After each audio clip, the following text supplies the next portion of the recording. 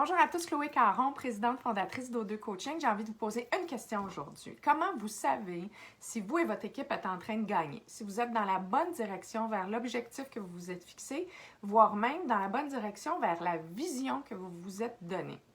J'ai envie de vous parler de ces mesures de succès-là, les KPI qui vous permettent d'identifier justement est-ce que je suis dans la bonne direction ou pas, est-ce que j'ai besoin d'ajuster ou pas le tir, les tactiques qu'on s'est données, le plan de match qu'on s'est donné.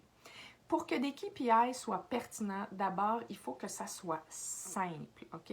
Évidemment, ça dépend des industries, ça dépend des business, il y a des KPI plus complexes que d'autres, mais pour votre langage commun d'équipe, il faut que ça soit simple, il ne faut pas qu'il y en ait trop non plus, quelques-uns, mais qui sont très significatifs.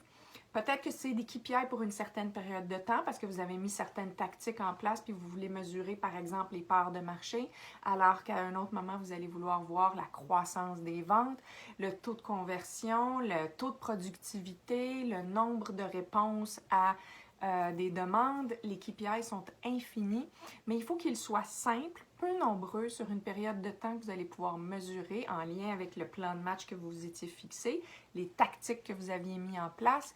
Et il faut, donc simple, concret, il faut les mesurer sur une base régulière et se poser la question, qu'est-ce qu'on fait avec ça?